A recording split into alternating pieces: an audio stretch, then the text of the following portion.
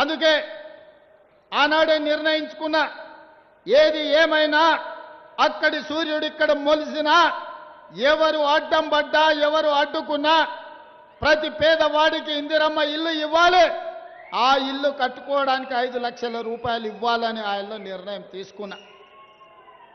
మేము ఆశించినట్టుగానే, మీరు ఊహించినట్టుగానే ఇందిరమ్మ రాజ్యం ఏర్పడ్డది. మరి ఇందిరమ్మ రాజ్యం వచ్చిన తర్వాత ఈ పని చెయ్యాలి అంటే నాకు కూడా బలమైన పని చేయగలిగిన సమర్థుడైన మంత్రి ఉండాలి కదా అని నేను ఆలోచన చేసిన. అందుకే ఈ పేదల కళ నెరవేరాలి అంటే రోజుకు 18 గంటలు పనిచేసే మంత్రి ఉండాలి అని, అలా కష్టపడే తత్వం ఉన్న మీ పొంగులేటి సీనన్నను గృహ నిర్మాణ శాఖ మంత్రిగా, ఈ శాఖ వారు అడగలే, రెవెన్యూ శాఖ వారు అడగలే, మీకు ధరని దయ్యంలాగా పట్టుకున్నది, ఈ దయ్యాన్ని పొలిమేరలు దాటించే వరకు తరమాలే, ఈ కొరివి దయ్యాన్ని పాతరెయ్యాలి అని అంటే భూభారతి తేవాలి, భూభారతి తేవాలి అంటే ఒక రైతు బిడ్డ ఉండాలి అని పొంగులేటి సీనన్నను రెవెన్యూ మంత్రిగా పెట్టడమే కాదు, పేదవాడి కళ నెరవేరాలి అని అంటే గృహ నిర్మాణ శాఖ కూడా వారే మంత్రి ఉండాలి అని ఢిల్లీలో సోనియా గాంధీని, రాహుల్ గాంధీని, ప్రియాంక గాంధీని, మల్లికార్జున ఖర్గే గారితో మాట్లాడి నేను ఈ 2 శాఖలు పొంగులేటి సీనన్నకు బాధ్యత ఇచ్చిన. నేనే తీసుకొని ఉండొచ్చు, ఈ శాఖలు నా దగ్గర పెట్టుకొని ఉండొచ్చు, ముఖ్యమంత్రి ఏ శాఖ అయినా పెట్టుకోవచ్చు, మీకు అందరికీ తెలుసు. కానీ మంత్రులను సమన్వయం చేయాలన్నా, చంద్రశేఖరరావు సంగతి చూడాలన్నా నాకు సమయం సరిపోదు. కాబట్టి సమయం ఇవ్వడమే కాదు, సరిగ్గా పనిచేసే సమర్థవంతమైన మంత్రి ఉండాలి అని సీనన్నని ఈ శాఖకు నియమించిన నా అంచనా తప్పలేదు. ఇవాళ భూభారతి ద్వారా లక్షలాది మంది రైతుల సమస్యలు పరిష్కరించడమే కాదు, ఇవాళ దాదాపుగా 4.5 లక్షల పేదవాళ్లకు ఇందిరమ్మ ఇండ్లు నిజమైన లబ్ధిదారులకు ఇవ్వడానికి ఒక్క తప్పు కూడా జరగకుండా 99.99% ఇవాళ పక్కడు బందీగా ఇందిరమ్మ ఇండ్ల కార్యక్రమాన్ని అమలు చేస్తున్నాడు అంటే నా అంచనా తప్పలేదు. ఢిల్లీ ముందల నేను తల వంచుకునే పరిస్థితి తీసుకురాలేదని చెప్పి నేను గర్వంగా చెప్పదలుచుకున్న మిత్రులారా. ఎందుకంటే ఏ పని ఎవరు చేయాలో, ఏ పని ఎవరు సమర్థవంతంగా నిర్వహిస్తారో గుర్తించవలసిన బాధ్యత నాయకత్వానికి. కొన్నిసార్లు మనం అంతా మంచి అనుకో నిర్ణయించుకుంటే కొన్నిసార్లు మన అంచనాలు కూడా తప్పొచ్చు. అందుకే 20 నెలల్లో నేను నిశితంగా గమనిస్తున్నా, 20 నెలల తర్వాత ఇవాళ మీ ముందల ప్రకటిస్తున్నా, సీనన్నకి ఇచ్చిన శాఖలు సమర్థవంతంగా నిర్వహించి ఇవాళ పేదలకు న్యాయం జరిగింది. ఇవాళ జాతీయ స్థాయిలో ధరణిని బొందబెట్టిన భూభారతి పేద రైతులకు అందుబాటులో తెచ్చిన ఇవాళ 4.5 లక్షల మంది పేదలు సొంత ఇంటి కలను ఇవాళ నెరవేర్చిన. అక్కడ నాయకపోడు రమణమ్మ ఇంట్లో నేను గృహప్రవేశానికి పోయినా, ఆమె బిడ్డ కళ్ళల్లో ఆనందం చూస్తే ఇంతకుముందు ఈ వేదిక మీద మాట్లాడిన ఒక మైనారిటీ ఆడబిడ్డ కళ్ళల్లో ఆనందం ఏమిచ్చినా రాదు, ఏం చేసినా ఆనందం రాదు. జూబ్లీహిల్స్లో ఇల్లు కట్టుకున్న నా కళ్ళల్లో ఎంత ఆనందం ఇల్లు గృహప్రవేశం చేసిన రోజు ఉందో, ఇవాళ అశ్వరావుపేట పేదోళ్ళు వాళ్ళ గృహ ప్రవేశం చేసినప్పుడు వాళ్ళ కళ్ళల్లో, వాళ్ళ గుండెల్లో వాళ్ళ సంతోషం చూస్తే ఏ నాయకుడికైనా ఇంతకంటే ఆనందం ఏముంటుందని నేను అడుగుతున్న మిత్రులారా.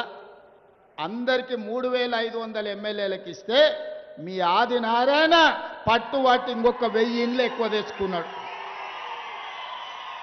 రాష్ట్రంలో మా సిఆర్ఈ మంత్రికి కూడా 3,500 ఇచ్చిన, కొడంగల్లో నేను కూడా 3,500 తెచ్చుకున్నా. కానీ పొంగులేటి శ్రీనివాసరెడ్డి గారికి ఆ వారి నియోజకవర్గంలో కూడా 3,500 ఇచ్చిన.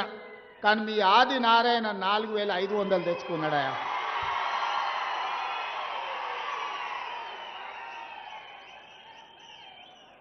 కొంతమంది నాయకులకు పేదరికం ఒక ఎక్స్కర్షన్ లాంటిది.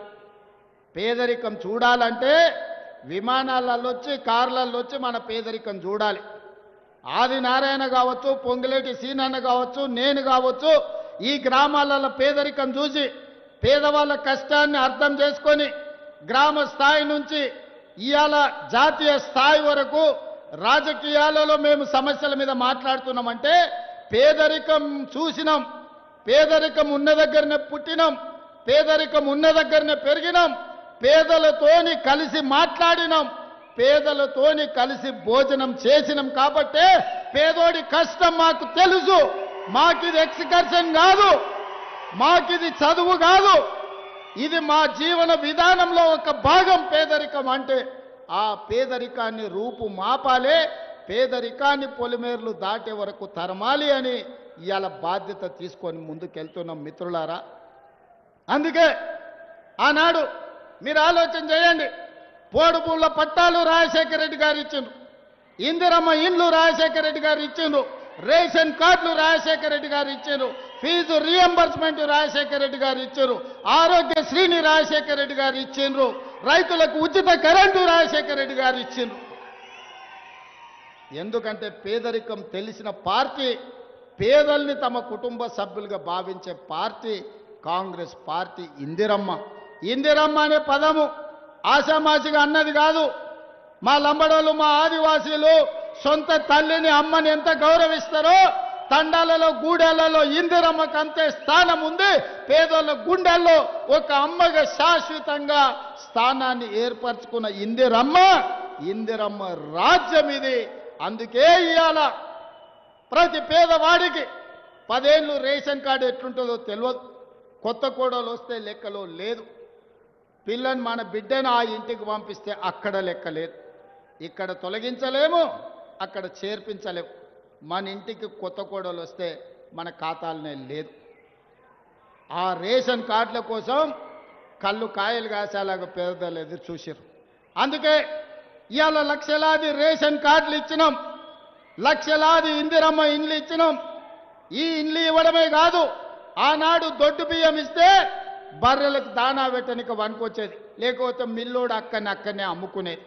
ఇవాళ నేను అడుగుతున్న సారపాకలో ఆయల్ల నేను ఒక ఆదివాసీ ఇంట్లో నేను భోజనానికి వచ్చిన, నేను ముందే చెప్పిన రేషన్ షాపులో ఏ బియ్యం ఇస్తున్నామో గదే బియ్యంతో అన్నం వండి పెట్టండి, మీకున్న స్తోమత పెట్టండి.